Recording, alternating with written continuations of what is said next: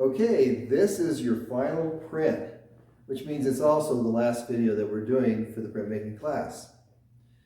Now, over this class period, we've talked about a lot of techniques, we've talked about how to embellish backgrounds, we've talked a lot about the elements of design, how to compose your print so it's a nice piece of art. And I've been talking to you at least a lot of during class hours and things like that about, I don't want you to think of this as an assignment that has to be checked off. I want you to think about this as, what can I do to create a piece of art that I will be proud of, to the point that I would like to mat it and frame it and put it on my wall. Okay, and so the requirement for the class is a 4x5 block. It was mounted, and so that's the piece that you're supposed to use. But what I'm going to do is I'm going to let you decide what size you want to use, as long as it's 4x5 or larger. That means that you can use a 4x6. It means that you can use a 6x6 if you have any of those. A lot of people have a 5x7, which is one of the largest blocks that we use during the class. And the reason why is we eliminated a couple projects during the term, and so a lot of you have a few blocks left over. And you may come up with an idea that you'd like to do on a larger block, but you can still do it on the 5x4 and 4x5. And you can do a landscape, of course, or portrait. That's up to you. So once again, this is the concept. What can I do that will create a really nice piece of art that I will enjoy enough to frame, put on my wall, or even give away to family and friends?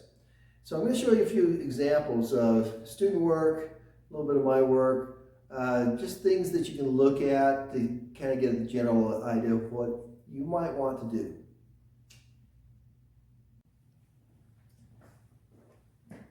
Okay, I want you to create art that is meaningful to you. Now, this is a piece, it's called 322, and March 22nd, basically. And it was done by a student who unfortunately lost her father. And Rafi was a good friend of mine, so it's a real hard thing at the school here. But this was a photo that was taken just probably 3 weeks before his passing. And so this is her father and herself. And so it was a very personal shot for her. And so, sometimes things like that can be a really nice memento. This work is by a student by the name of Michaela Webb. She was up in the Northwest visiting cousins and things, and she took a picture of one of their chickens. And it's a great shot. It's enlarged, and it's only the head and just past the shoulders or whatever. And you can see the light post in the background, and so she named it City Chicken. And I just love the way that she carved it out. It's great detail, very interesting composition. You look at this huge image here, the background much smaller, beautiful interplay between negative and positive space. One of my favorite pieces. Louise Sides, this was something that she did from a photo that she took in England. It's an English tower of some sort. You can see the tree in the foreground, and the background is just trees and things like that. Very simple. Okay.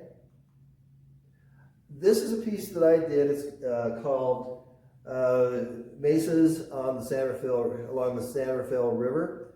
And so what I was trying to do is I took a photo of it, and I printed it up as a black and white photo, and I just broke everything up into just blacks and whites, no gray tones.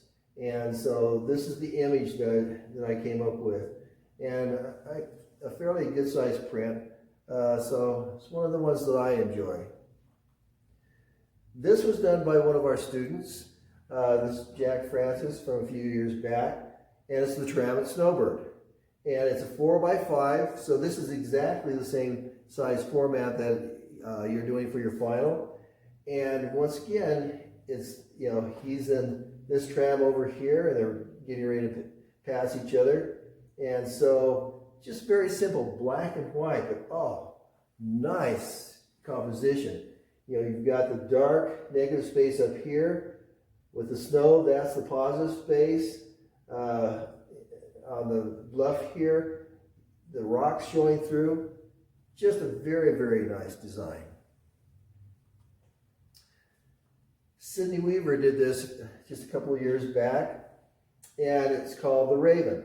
You know, let me show you a few things that I like about it. Number one, here's the head up here, which is usually considered, you know, the most important part of the bird. But this wing comes down, and so look at the negative to positive space here. Just really, really nice. The other thing that I like about it is the way that she's broken her border. She has a border that goes all the way around. The beak breaks the border here. The border turns into the bird here. And then as it comes down, she has a feather coming across that once again breaks the border. And so that just adds a lot more interest to the print.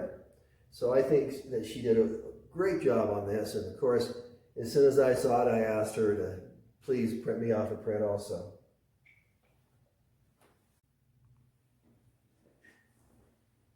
So let's talk about what you can do with your prints after you've printed them off.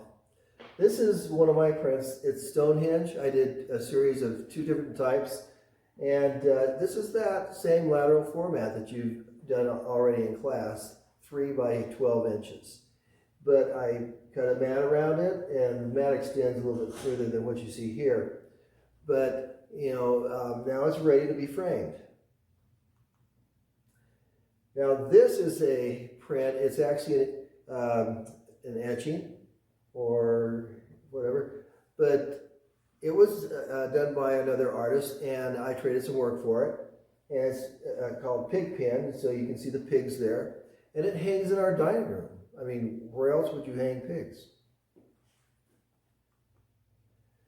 Okay, this is Lehigh Roller Mills. We've seen this print before, and you can see that I double matted it, and then it's the same distance on these 3 sides and slightly wider on the bottom, which is a good rule of thumb for when you're matting and framing.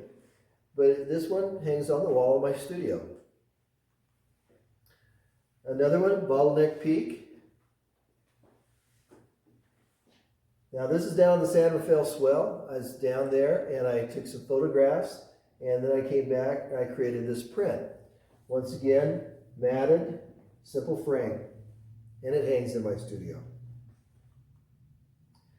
Now this is Lilly Mckay. This is a print that she did last year, and we had it matted and framed for a student show. It's a group of schools that are on this side of the Wasatch, and so this is called May I Lend You a Hand. But look how beautiful the cross hatching is, and the skeletal hand. And so once again, same distance all the way around except for a little bit broader here, and it's double matted.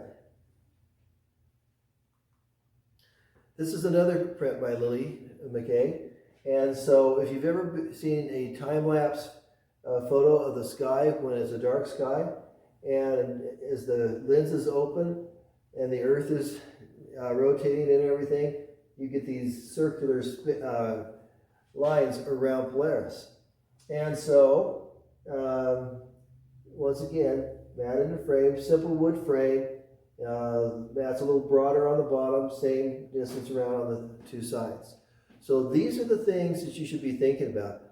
I want to have one of my pieces of work that I enjoy enough to mat it and frame it. And there's plenty of framing shops that you can do this, but this should be something that you should have in your collection. It can be on your wall, it can be on your parents' wall, you can give it away to family and friends. But this should be your piece of art. Thank you.